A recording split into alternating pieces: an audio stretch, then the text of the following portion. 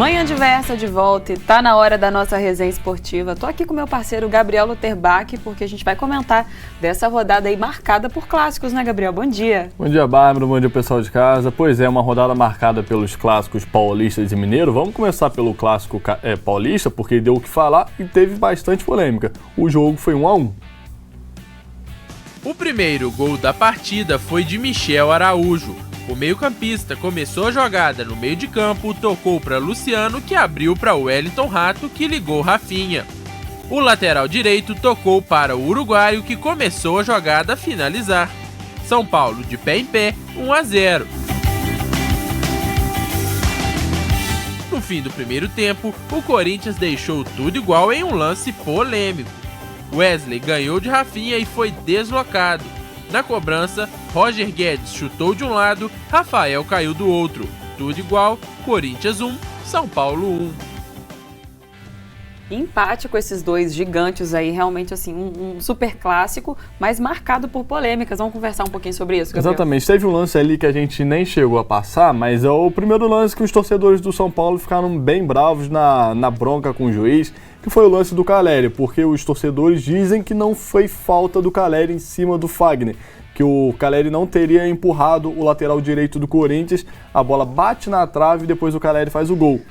De fato, vou dar minha opinião aqui, eu também acho que não foi falta do Caleri. O Fagner soube aproveitar viu que o Caleri era mais alto do que ele, que ia ganhar na cabeça, e ele caiu. O juiz foi na dele e marcou a falta, então, do atacante do São Paulo. Esses lances interpretativos acabam sendo tão complicados, né, Gabriel? Exatamente. Como é que a gente não fica em cima do muro, né? A gente dá a tem que ter uma opinião, com certeza. Exatamente. Mas lá na hora é complicado, Lá né? na hora é complicado, mas tem o auxílio do VAR para poder voltar atrás. Nesse caso, nem pôde ter o auxílio do VAR, porque o juiz apitou antes da jogada ser finalizada. Então, causou mais ira ainda dos paulistas por conta desse lance. O outro lance foi o gol do Corinthians. A torcida também falou que não foi pênalti do Rafinha em cima do Wesley. O Wesley que entrou e fez uma grande partida, do menino da base do Corinthians. Aí eu já acho que foi pênalti, tá até ali no lance direitinho. Eu acho que o Rafinha desloca o Wesley com o braço. E qualquer empurrãozinho dentro da área, a gente sabe também que os jogadores valorizam. Não, e ainda mais também, assim, valoriza, e fora que ele já chega naquele pique, né? Uma velocidade absurda. Exatamente. Que realmente qualquer mínimo de contato, o impacto é gigante. Exatamente, mas como eles já estavam bravos por conta desse lance, eu acho que ficou ainda mais irados, né? E aí o Michel Araújo, meio campo do São Paulo, deu até uma entrevista forte falando que eles estavam jogando contra 12 do outro lado, fazendo uma ilusão também ao juiz da partida. A gente está vendo ali o lance novamente, o pênalti do Rafinha em cima do Wesley. Vamos falar do campo e bola, que também é o mais importante, né? Esse empate, vamos dizer que ficou bom, melhor para o Corinthians, porque o Corinthians não fez uma boa partida, mantém a vencibilidade. O Corinthians não sabe o que é perder para o São Paulo na arena, já são 17 jogos de vencibilidade. Ficou pior, na minha opinião, para o São Paulo, porque o São Paulo apresentou um futebol melhor, fez até um gol bonito ali em troca de passes. O Dorival tem achado soluções para esse elenco que é curto do São Paulo, então, de uma maneira geral, ficou melhor para o Corinthians, porque no segundo tempo, com o Palmeiras, com o São Paulo atrás do empatado, ele tentou controlar novamente a partida.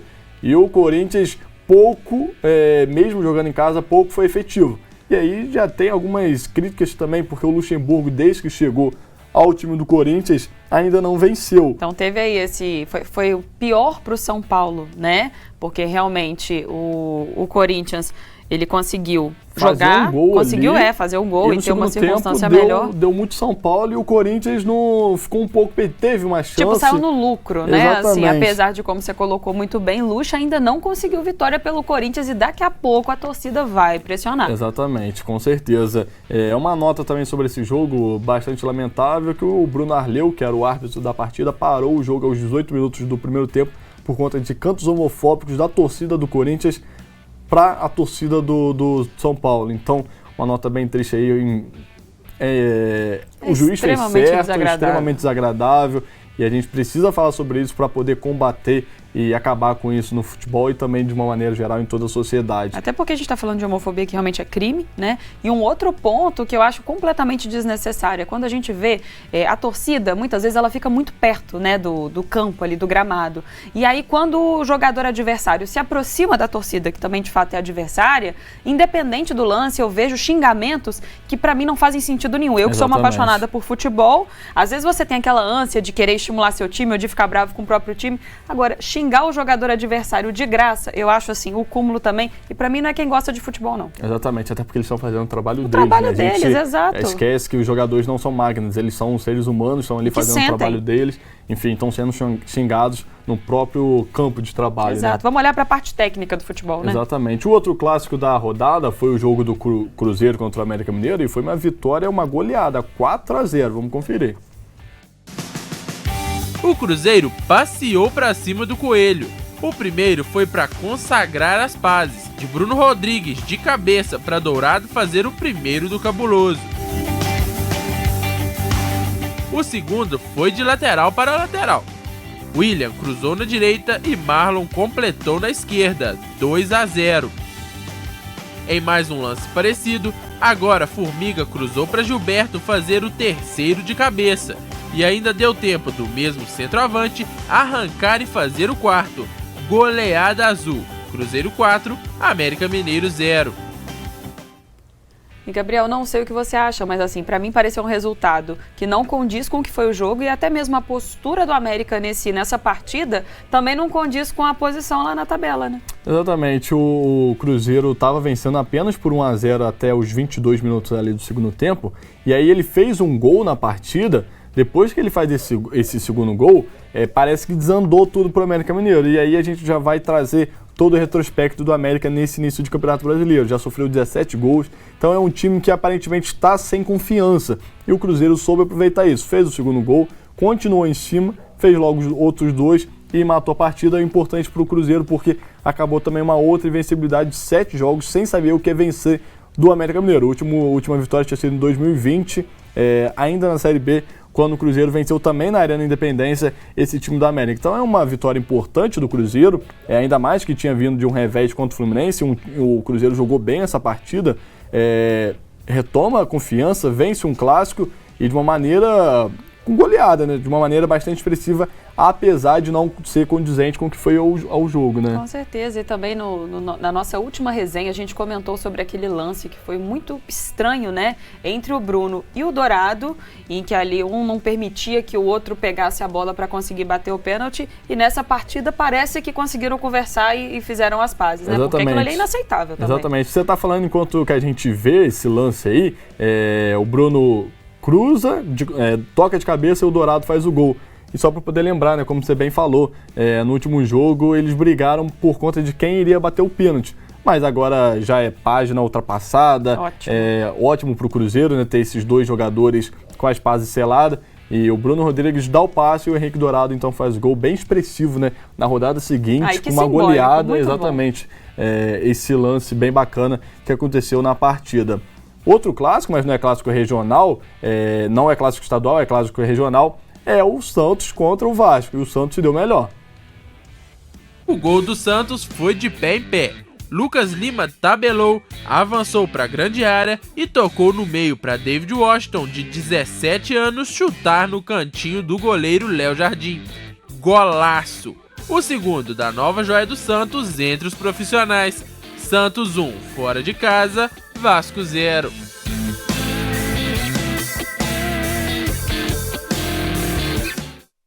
E quando a gente fala de Vasco e Santos, eu particularmente espero muito mais. Eu espero uma grande partida e tecnicamente não foi o que aconteceu, não. Exatamente. Dois times que têm dificuldade de propor o jogo e quando eles se enfrentaram não foi diferente. O Vasco sofreu esse gol até quando era melhor na partida. O Santos foi retomando o controle do jogo, entrando na partida aos poucos e fez esse gol numa bela jogada, né? De pé em pé ali, o Lucas Lima achou o David Washington, segundo gol dele como profissional, apenas 17 anos, então chama atenção como que o Santos revela bons jogadores e o titular é o Marcos Leonardo, que está na seleção sub-20.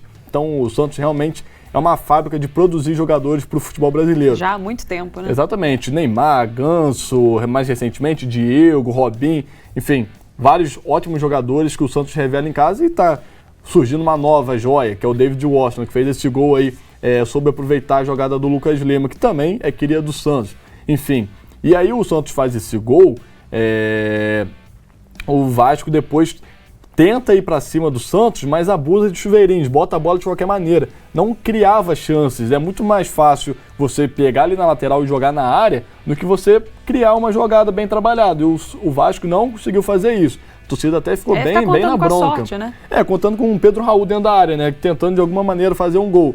No segundo tempo, o Vasco até melhora. E o Santos, ele se retraiu muito. E chamou atenção isso. O Santos não precisava sofrer tanto na partida. Se retraiu muito para poder tentar sair em contra-ataque. O jogo até ficou meio que dividido em duas fases, né, Gabriel? Exatamente. Ficou dividido o Santos muito atrás, o Vasco indo para cima. Mas, enfim, era um jogo de pouca inspiração do Vasco. O resultado final foi mesmo o 0-0 e o próximo parada agora para o Santos é na Copa do Brasil, né? A gente já falou também do América Mineiro, que também está na Copa do Brasil, o Cruzeiro, enfim.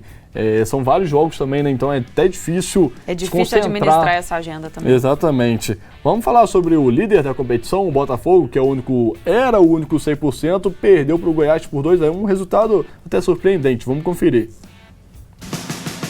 O Botafogo até saiu na frente em cobrança de pênalti com Tiquinho Soares, o artilheiro do campeonato.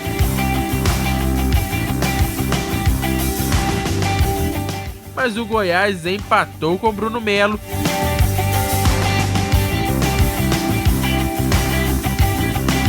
E virou no segundo tempo com Maguinho. Destaque para esse passe do Matheus Peixoto. Goiás 2, Botafogo 1.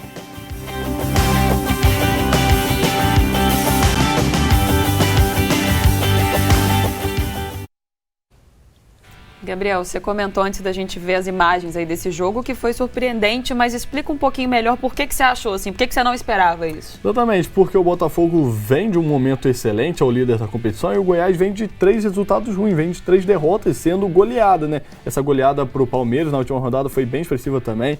Enfim, não conseguia vencer dentro de casa. E quando o líder, o único 100%, o líder da competição, tropeça contra o Goiás, que estava na zona do rebaixamento, e conseguiu sair. Bastante surpreendente, exatamente, conseguiu sair. Foi um jogo de fato que o Botafogo também estava pouco inspirado. Ele abre o placar ali com o Tiquinho Soares de pênalti, permite o empate no primeiro tempo ainda, e depois no segundo tempo o Goiás volta com tudo e o Botafogo volta meio sonolento, meio devagar. E aí o Goiás aproveita isso e faz o segundo gol. Depois, com o resultado reverso, o Luiz Castro coloca alguns titulares, estava poupando alguns, né, por conta da Copa do Brasil, coloca o Júnior Santos, ele entrou bem, inclusive, mas não foi suficiente para o Botafogo conseguir o empate ou até mesmo a virada. E quem teve atuação determinante também nessa partida foi o VAR. Exatamente, o VAR que participou dos gols, os 2 primeiros gols, né?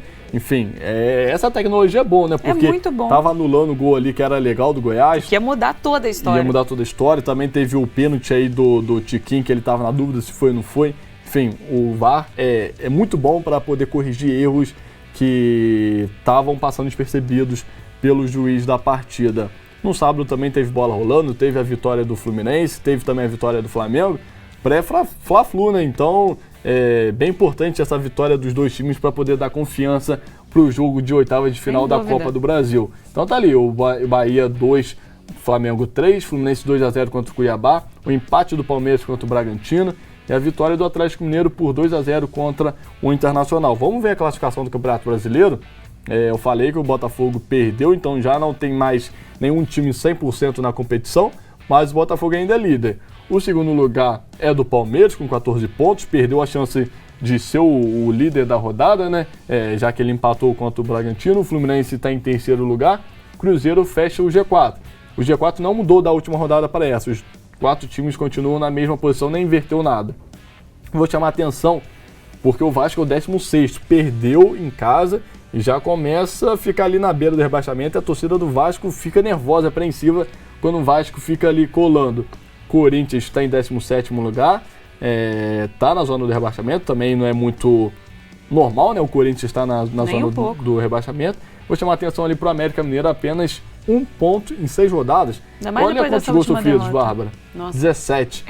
Com 5 gols próprios, está com um saldo de menos 12, então um início de competição bem ruim do América Mineiro, apesar de ter feito uma boa partida, né? Sim. Mas está com dificuldade de sair com a vitória. Vamos falar também de Série B? Vamos falar sobre Série B, porque também teve bola rolando pela Série B, e a gente vai chamar a atenção aqui também para um outro time que não teve um bom início, que é o Tombense, aqui da Zona da Mata. O Tombense, a gente vai ver ali que perdeu por 2-0 para o Ceará. Também teve a vitória do Mirassol, o time de São Paulo, por 1-0. Guarani 2-0 contra o Sampaio Correia. Novo Horizontino perdeu em casa para o CRB. Ituano 1-1 contra o Sport. Londrina 3-0 contra o Ponte Preta. E o Botafogo de São Paulo 2-1 contra o ABC. Vamos já engatar aqui na classificação da Série B. Vamos conferir. Porque a Série B também está bastante movimentada, já é a 6ª rodada, assim como a Série A. Vitória está em primeiro lugar com 15 pontos, mesma pontuação do Botafogo na Série A, né? O Criciúma também tem a mesma pontuação que o segundo colocado, que é o Palmeiras. O Atlético Goianiense é o terceiro com 14 pontos. E o Guarani fecha, por enquanto, o G4, os 4 times que iriam subir para a Série A. E vou chamar a atenção ali ao Tombense, eu falei que o início não foi bom. Realmente, 18º lugar com 4 pontos é pouco para o time de Tombos da Zona da Mata Mineira.